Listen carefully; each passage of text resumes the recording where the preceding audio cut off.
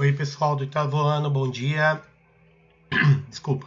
Então, como eu comentei na última aula, né, eu comecei a explicar o período regencial, ó. Tá? Então ele vai de 1831 até aí 1840, 41, começo, que o Dom Pedro II assume aí como rei do Brasil com 14 anos incompletos, né? 15 anos incompletos. Ele tinha 14 ainda quando ele assumiu aí como imperador do Brasil. E o período regencial, pessoal, eu também comentei com vocês, né, que o Dom Pedro aí era uma criancinha, tal, não podia assumir o poder. E aí houve eleições, não era todo mundo que podia votar, era apenas a elite lá, os homens, né, membros da elite que votavam, e eles escolheram no período regentes. A gente vai ter um momento, né, que a gente chama de regência una, onde apenas um regente governava, e depois a regência trina, onde 3 governariam. Um dos principais regentes, pessoal, também comentei, ó, o Diogo Antônio Feijó, que nós chegamos até a visitar lá o túmulo dele na cripta da Catedral da Sé. Em 1834 é decretado, né, o ato adicional de 1834. Então, pessoal, esse ato tira o poder que estava centralizado lá no Rio de Janeiro e manda o poder para os estados. Por quê? Porque criou a Guarda Nacional, é mais ou menos a polícia militar hoje, né? Que quem governa é o governador de estado, não o presidente, e cria a Assembleia Legislativa Provincial, ó, que hoje são a Assembleia Legislativa Estadual, ou seja, né? O poder sai do Rio de Janeiro e vai para os estados. Então é nesse momento, pessoal, que em várias regiões do Brasil vão eclodir um monte de revoltas, tá? Então, por exemplo, isso aqui fica na região de Vassouras, no Vale do Paraíba, ali, divisa com São Paulo, Rio de Janeiro. E lá, pessoal, ocorreu uma das revoltas aí do período regencial, que é a revolta de Manuel do Congo, tá? Então, o que acaba acontecendo? Era uma fazenda, tinha mais de 300 escravos lá, e o senhor abusava muito dos escravos, né? E eles acabam aí fazendo uma revolta, fugindo da fazenda, eles acabam invadindo outras fazendas, liberando outros escravos, e isso amedrontou muito a elite lá local, que vai usar a recém-criada Guarda Nacional, lembrando, uma espécie de polícia militar, que vai entrar em confronto aí, prender, né, os participantes dessa revolta. O Manuel do Congo, pessoal, e a Mariana, né, que seria uma espécie de namorada dele, também escrava tal, mas que vivia dentro da casa, então tinha mais privilégios, né, vão ser condenados por participarem da revolta, e o Manuel do Congo vai ser condenado à morte, tá? Então, Manuel Congo é o líder dessa revolta de escravos que ocorreu na divisa aí de São Paulo e Rio de Janeiro, tá? Outras revoltas, pessoal. Na Bahia, em 1835, a gente teve a Revolta dos Malês. Malê eram os escravos um pouco diferentes. Por quê? Porque eles eram escravos muçulmanos, da religião islâmica, tá? E Mali, na língua iorubá, né, também chamada língua Nagô, que é a região, aí, o povo do qual eles fazem parte, né, quer dizer em malê muçulmano, né, aquele que professa a fé islâmica. Uma das coisas diferentes do escravo muçulmano, pessoal, que ele era alfabetizado, sabia ler e escrever. Então, na religião muçulmana, o cara tem que ser alfabetizado para conseguir ler o livro sagrado que é o Alcorão. Então, eles já eram uns escravos diferenciados, né? E qual que era o plano dele, galera? Pessoal, era pegar, eles tinham ali cerca de 600 participantes, né? Eles mandavam bilhetes, manifestos de um para o outro, de uma senzala para outra, tal.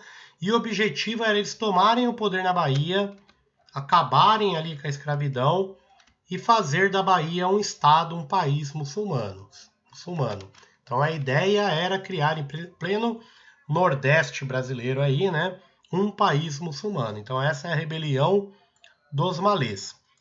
Eles foram descobertos, né? Acabaram dedando tal antes da revolta mesmo eclodir. Quando eles souberam, a polícia começou a invadir algumas senzalas, algumas casas para prender os participantes. Alguns se revoltaram ainda, teve batalha ali por quase 2 dias. 70 deles, né, vão acabar perdendo a vida aí, 10 soldados da Guarda Nacional.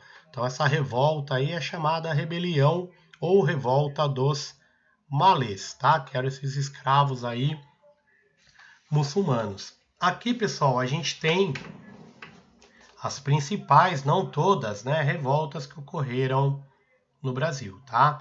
Lá na Bahia, ó, a Malês, que eu acabei de comentar, e a gente teve a Sabinada, né? O que é a Sabinada? O 8º ano sabe nada de história. Não, né? Sabinada, galera, é uma revolta que teve lá na Bahia. Na verdade, quando começou essa revolta aqui, ó, Guerra dos Farrapos, o governo precisava de soldados para lutar contra os caras e obrigou a galera da Bahia a ir para lá. E aí tinha um médico chamado Doutor Sabino, e quando começou a revolta ele meio que tomou a liderança ali e tal, por isso que é chamada Sabinada, ok? Lá no Mato Grosso, na cidade de Cuiabá, rolou uma revolta chamada Rusgas. Rusga quer dizer briga, treta, né? Cuiabanas. Então lá tinha muito dividido, né? Os brasileiros e os portugueses, até pela língua e tal, né? Estavam bem separados. E os brasileiros fizeram várias revoltas ali para literalmente massacrar os portugueses da região, tirar ali a propriedade, invadir casa, roubar tudo, né? E a Guarda Nacional foi usada aí para reprimir esses revoltosos. Então essas tretas aí que ocorreram ficaram conhecidas como rusgas cuiabanas, tá? Outra revolta muito importante, pessoal, no Brasil, foi a balaiada. Por que balaiada, né? Que ocorreu lá no Maranhão. Balaio é o nome de um cesto, né? Feito de palha, né? E a maior parte dos participantes lá da balaiada eram pessoas pobres que produziam balaios, né? Por exemplo, o maior líder dessa revolta é o Manuel Balaio. Então ele era um cara extremamente pobre, morava na área rural e tal. E a Guarda Nacional foi lá cobrar imposto dele, coisa do tipo, e um guarda acabou pegando a filha dele e abusando lá sexualmente dela, coisa e tal. E aí gerou uma revolta dele, ele foi lá na cadeia, começou a meter bala, a gente seguiu o Manuel Balaio, que acabou virando aí o líder dessa revolta, tá? Teve também o Cosme, galera, tinha um quilombo, né?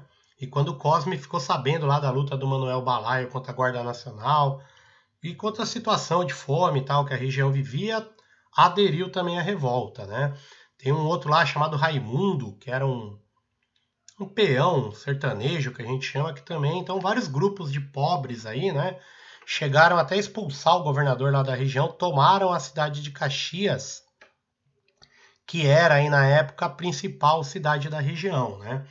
E aí o exército brasileiro lá, a Guarda Nacional, vai mandar o Luiz Alves de Lima e Silva, que é conhecido hoje como Duque de Caxias, né? Então o Duque de Caxias é um general aí do exército brasileiro que vai massacrar, na verdade, os revoltosos aí da balaiada. Depois ele vai participar também da Guerra do Paraguai, vai participar aí no combate, né, aos farrapos, enfim, ele vai combater aí, matar brasileiro de norte a sul do Brasil, né? Para o exército brasileiro, ele é tido aí como um dos principais heróis do exército brasileiro, né? Se você for aí vários lugares, por exemplo, aqui no centro de São Paulo, ali na Cracolândia, ali naquela região, tem uma estátua gigantesca aí do Duque de Caxias, além de rua, coisa e tal, né? Para outros, né, pessoal, que é o meu caso aí, foi um cara que, na verdade, massacrou aí brasileiros e paraguaios durante a carreira militar dele, tá? Outra revolta, pessoal, é a cabanagem, que ocorreu lá em Belém do Pará. Os cabanos eram pessoas pobres, né? Seria a mesma coisa, favelados hoje, por exemplo, né? Era um termo preconceituoso para pobre, né? Os cabanos ali, era gente que morava em cabanas, de pau a pique, coberto de palha, né? E os cabanos aí vão tomar o governo ali de Belém e tal e vão ser reprimidos mais uma vez, né? Nessa guerra aí de cabanos contra o governo brasileiro, 30 mil deles vão acabar perdendo a vida, né? Então a gente tem a mania de falar que o Brasil é um país pacífico, tal, né? Mas na verdade o Brasil aí é um país de muita guerra civil, né? Brasileiro matando brasileiro, exército brasileiro sendo usado contra o próprio povo, né? Então aqui é uma imagem aí do que seria uma cabana no meio da floresta, tal, lá na região da Amazônia, essa revolta aí que teve 30 mil pessoas mortas, tá? E a revolta do período regencial maior, pessoal, de todas, que durou 10 anos aí, é a Guerra dos Farrapos, tá? Então, lá no sul, a gente tem até hoje os estancieiros, grandes fazendeiros, assim, que têm criação de gado, e que nessas estâncias eles faziam carne seca. Lá no Nordeste, pessoal, chamam de jabá, né? E lá no Sul eles chamam de charque. Então, lá no Rio Grande do Sul, esses estancieiros aí, ó, Bento Gonçalves, né, e vários outros aí, eles tinham grandes produções aí de carne seca, de charque lá no Sul. Só que eles falavam o seguinte, mano, a gente paga imposto, tal, lá pro Rio de Janeiro, nosso imposto some e nada é feito aqui pelo Rio Grande do Sul, né? A gente paga mais imposto para vender carne pro resto do Brasil que a carne que vem do Uruguai, da Argentina e coisa e tal. Então, em 1835, pessoal, esses grandes estancieiros aí, com a população pobre também, até escravos, né, vão começar a Guerra dos Farrapos. Vão ser chamados de farrapos porque eles não tinham uma farda para o exército, né? Então eles lutavam aí com uma roupa que usava o exército brasileiro aqui desse lado, ó, tinha farda, coisa e tal, né? E os farrapos não. Então por isso que o exército aí rio-grandense é chamado de farrapos. E eles vão conseguir, galera, expulsar ali a Guarda Nacional, o exército brasileiro, né, do Rio Grande do Sul e vão criar a República Piratini. Então, durante 10 anos, eles vão ter o próprio hino, a própria bandeira, a própria moeda, né? Então, o Rio Grande do Sul vai se chamar República Piratini e vai ser independente do Brasil por 10 anos, né? Vão invadir também Santa Catarina no mês de julho, né? E vão transformar Santa Catarina na República Juliana, porque foi o mês de julho aí que eles acabaram conquistando, tá? Então, pessoal, o governo vai ter muito trabalho, vai demorar 10 anos aí, como eu falei, ó. Só quando o Dom Pedro, né, já era aí rei do Brasil há quase 5 anos, é que o exército brasileiro consegue ganhar aí, ter uma trégua com os farrapos, tá?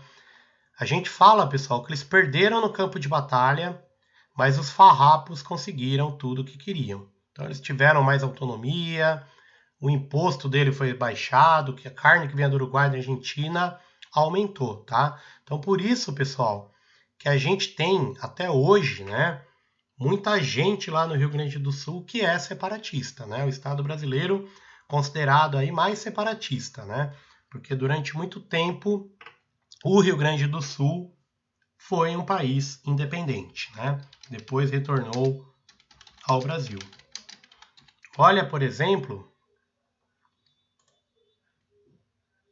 o brasão, né, o símbolo máximo aí do estado do Rio Grande do Sul, ó, República Rio-Grandense, 20 de setembro de 1835. 20 de setembro, pessoal, é feriado lá até hoje no Rio Grande do Sul, né? Porque é o dia que começou a Revolução Farroupilha, né? Como eu falei, eles cultuam muito aí esses símbolos, ó, uma república, né? O barrete frígio aqui no meio, ó. Então, um movimento que perdeu no campo de batalha, mas conseguiu o objetivo político, né? Que era separar o Rio Grande do Sul aí do resto do Brasil, tá?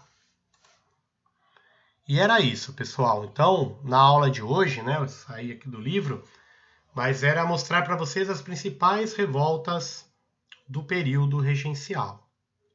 Então, vocês vão pegar, né, o caderninho, anotar ali o nome de cada revolta, explicar mais ou menos por que ela aconteceu e qual o motivo aí dela ter ocorrido, ok?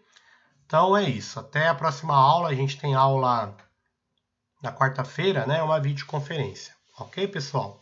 Então um abraço e até a próxima aula.